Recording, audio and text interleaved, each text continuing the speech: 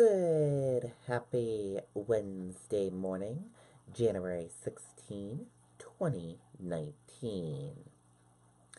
I'm Riley King, and welcome to the Riley King Newscast, right here on the Riley King Network. Let's begin. First up, Manchester Transit Authority warned city officials of shutdown impacts. Let's take a listen to the video from WMUR News 9, Charisse LeClaire.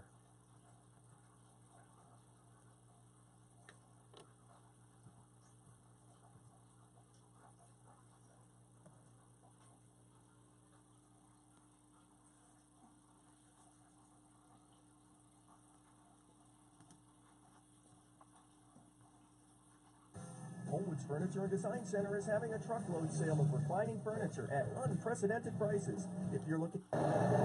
As long as the government is shut down, the MTA can make it 2 more weeks. After that, we may run into a point where MTA has exhausted our cash reserves and we have to approach the city for a short-term bridge loan. Half of the MTA's funding comes from the FTA, or Federal Transit Administration. But as long as the government is in a shutdown, they can't get to $440,000 from the federal government. That's theirs and sitting in an account. So the city pays the other half. As long as the government is shut down, the city is effectively paying double. They're paying both pieces, which is burning through all of the cash we have on hand. Cash that keeps service running and paychecks sent out to employees. People generally think of things like public transportation. People being able to get to and from work is affected by the shutdown. MTA Executive Director Mike Whitten appeared before the Board of Aldermen and Mayor Joyce Craig tonight to let them know the state they're in and when they may need help from the city. Right now, they don't think they'll have to suspend service. They expect the city will be able to step in financially if it comes to that. But if the city is not able to provide money, that's when they'd have to start looking into cutting some services. We're in this position not because of anything MTA did or can control. We're just locked out with everybody else across the country. And also at tonight's meeting, the mayor said she had sent those concerns off to our congressional delegation. In Manchester, I'm Charisse LeClaire, WMUR News 9. Okay, and there you go on that video and that report.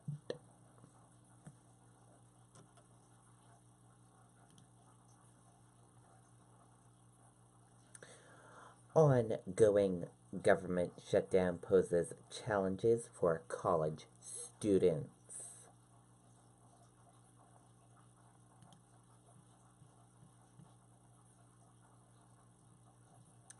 Let's take a listen to the video from WMUR News 9, Tim Callery.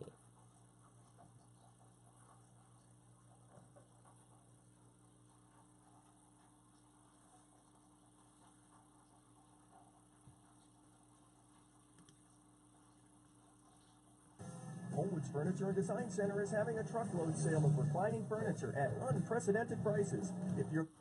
We have students who are federal employees or who are married to federal employees who are affected by the shutdown. And that's exactly why Southern New Hampshire University has issued a $1 million emergency fund to help students and employees who may be struggling to make ends meet. We don't want to lose them in this, and more importantly, they're in real need. The money will be provided in the form of direct grants with no repayment expected. This would be any student or employee who is either a federal employee who is not allowed to work or married to a person. The shutdown has also created some hurdles for students on campus and across the state who are applying for financial aid. So far, the impact has been on students who are selected for verification. That includes students who can't get their IRS tax transcripts, preventing them from completing their financial aid application. The U.S. Department of Education has since stepped in. They'll allow us, instead of getting a tax transcript, to get a signed copy of the tax return that they submitted, so in either 2017 or 2018. But if the shutdown continues, there could be more problems down the road. But if this goes on and is impacting the creditworthiness of particularly parent borrowers, I think that our congressional delegation is going to have its work cut out for them in terms of working with federal student aid. And now back here on Southern New Hampshire University, those who are in need of assistance can apply for those grants on Thursday. Reporting live here in Manchester, I'm Tim Callery, WMUR News 9. Okay, and there you go on that video and that report.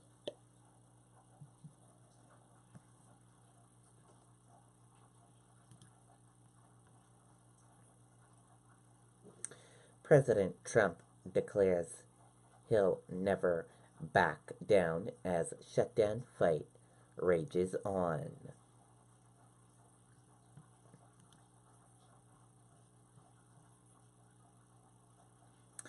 With the government mired in shutdown week 4, President Donald Trump rejected a short-term legislative fix and dug in for more combat, declaring he would never ever back down. Trump rejected a suggestion to reopen the government for several weeks while negotiations would continue with Democrats over his demands for $5.7 billion for a long, impermeable wall along the U.S.-Mexico border. The president also edged further away from the idea of trying to declare a national emergency to circumvent Congress.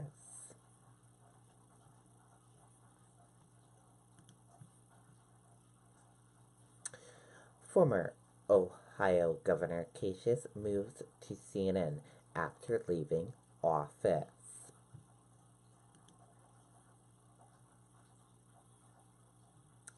Let's take a listen to the video from WMUR News 9, Adam Sexton.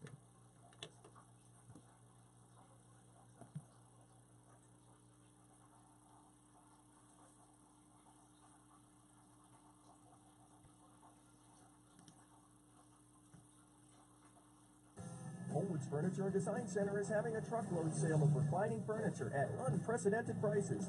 After wrapping up 2 terms as governor of Ohio, John Kasich is returning to one of his earlier careers as a cable news TV commentator. He starts on CNN Tuesday night. What it does in the very near term, in the next 2 or 3 months plus, it gives him a place to be heard and seen and to talk in a way that reminds people there are other voices in the Republican Party. While Kasich's voice will now have an audience, the path forward for anyone looking to take on President Trump in New Hampshire remains decidedly uphill. Amongst Republicans in New Hampshire who would like to see a challenge to the president, John Kasich rates the highest. The problem is that he only rates at 9%, and the president has a solid 70% backing right now amongst Republicans. Still, if there is headway to be made in this early stage of the 2020 campaign, as Trump proved 4 years ago, TV might be the best bet. That method of reaching out to the public, particularly through those 3 24-hour news services, is really important, particularly people who pay attention to politics. While joining a cable news network does give Governor Kasich a platform, it also associates him with a brand, and it's one that Trump-supporting Republicans say is a perfect fit. I think he's right at home. He belongs. That's right where he belongs, with the Democrats. State Rep Al Baldessaro says, in his estimation, Kasich's move effectively closes the door on a challenge to the president, at least within the Republican Party. He was just feeling the water, trying to make himself look good. He had no chance anyways, a waste of time. So I'm glad he's with CNN. Now he can probably have all the time he wants to attack Trump. Adam Sexton, WMUR, News 9. Okay, and there you go on that video and that report.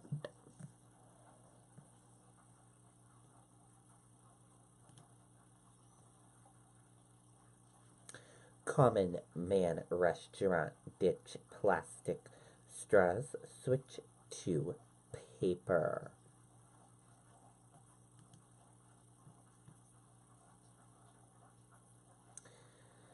Diners will no longer be able to get plastic straws at Common Man restaurants. The nearly 50-year-old company announced Tuesday that it has removed all plastic straws from its restaurants statewide and will offer paper straws for alternatives for its guests. The restaurant began providing plastic straws by request only last year, but continue to explore other eco-friendly options. Chief Operations Officer Sean Brown said in a statement. The common man will be using Huff Master paper straws, which are made from Forest Stewardship Council certified paper, are certified composable non-toxic chemicals, BPA free, uncoated, and FDA food grade compliant.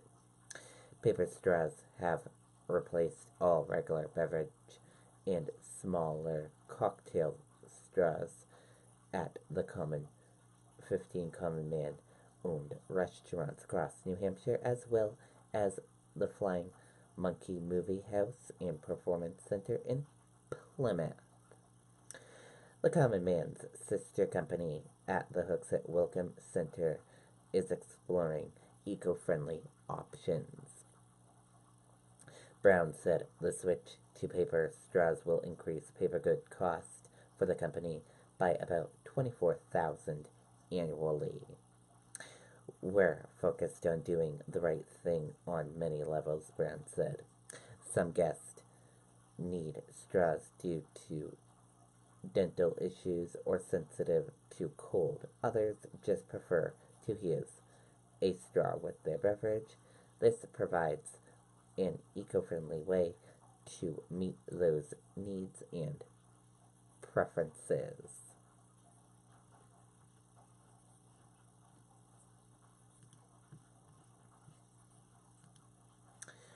Stock set to open slightly higher as trade discussed Bartek's vote on focus on bank earnings.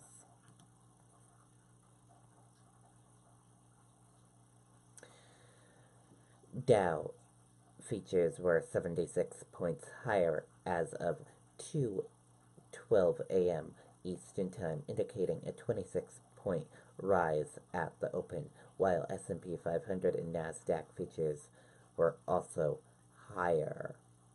UK Prime Minister Theresa May lost a vote on her Bartex deal by 230 votes, which is believed to be the highest margin to defeat for any British government.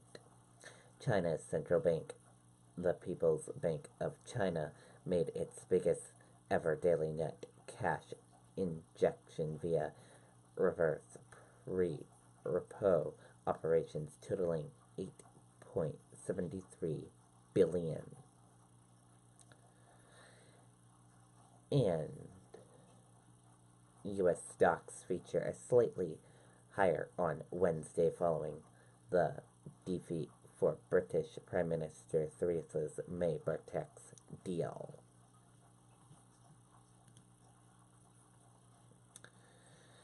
Fantasy, control, and obsession. Experts weigh in on kidnapping suspect.